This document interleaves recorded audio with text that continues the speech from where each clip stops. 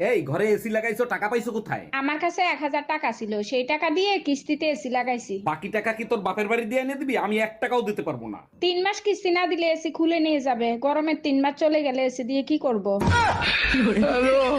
ভাবি, শুনলাম বিয়ের আগে আপনি নাকি কারো কোনো কথা শুনতেন না, এর জন্য আপনি আপনার মায়ের হাতের মাইরও খাইছেন। অরুণ ভাই, শুধু মায়ের খাই নাই, 3 বেলা ভাতের সাথে ঝাটার বাড়ি ফ্রি ছিল। বিয়ের পরে এত ভদ্র হইলেন কি করে? আজ পর্যন্ত শাশুড়ির সাথে তর্ক পর্যন্ত করতে দেখলাম না।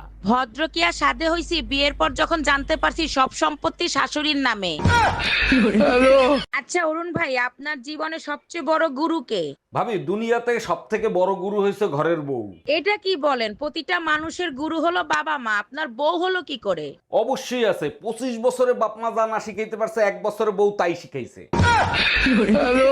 আচ্ছা সুমা, এদেশের ভালো কারা, আমরা আর মামুরা? এই প্রবাদ বাক্যটা এখন আর শোনা যায় না কেন? এখন ডিজিটাল হয়ে গেছে, দুনিয়াতে 3টা মানুষ ভালো, বাদ বাকি সব খারাপ। বলো কি, তাই নাকি? তা সেই 3জন ব্যক্তি কে কে? সবাই জানে আর তুমি জানো না? শ্বশুর শাশুড়ি আর ননদ।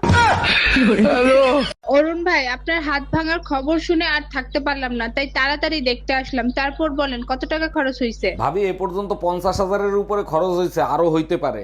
বলেন কি অরুণ ভাই, 50,000 টাকা খরচ হয় কি করে? বড় জোর 10,000 টাকা খরচ হইতে পারে। ওষুধপত্র দিয়ে 10,000-ই খরচ হয়েছে, বাকি 40,000 আপনারা যারা আমারে দেখতে আসছেন তাদের চা নাস্তার পিছনে খরচ হয়েছে।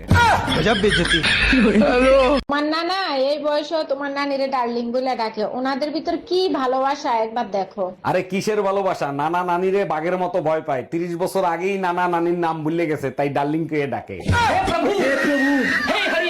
আচ্ছা, দুপুরে যে পায়েস খেলা, পায়েস কেমন হয়েছে সত্যি করে বলবা, আমার কসম। সর্বনাশ হয়েছে। সত্যি কথা বললে অশান্তি হবে, মিথ্যে কথা বলা যাবে না, কসম দিছে। কি করব? আরে কি হইলো, চুপ করে আছো কেন? বলো না কেন, বলো। তুমি কি জানো তোমার হাতের ছোঁয়া পেলে বিষও অমৃত হয়ে যায়? তুমিও না সব সময় একটু বাড়িয়ে বাড়িয়ে বলো। স্ত্রীকে শাসন করলে অত্যাচারী, শাসন না করলে কাপুরুষ। স্বামী ঘরের বাইরে থাকলে আড্ডাবাজ, ঘরের ভিতরে থাকলে আকাম্মা। স্ত্রীকে চাকরি না করতে দিলে সন্দেহপ্রবণ, আর চাকরি করতে দিলে ভোর কামাই খোর। কোন দিকে যাবে পুরুষ? হ্যালো। জামাই, তুমি নাকি আর একটা বিয়ে করছো, কথা কি সত্য? আরে আম্মা জান, আপনি মানুষের কথায় কেন কান দেন? মানুষ তো কত কিছুই বলবে। মানুষের কথায় কান দিনে তোমার শ্বশুর দেখছে তুমি নাকি আর একটা বিয়ে করছো। আম্মা জান, আপনার মেয়ে হলো আমার আসল বউ, আর শ্বশুর যেটা দেখছে সেটা হলো আমার ধর্মের বউ।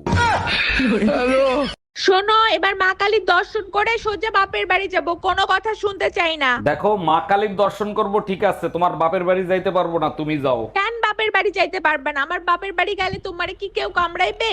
কামড়াবে না, তবে জীবন্ত মা কালী দেখলে আমার ভয় লাগে।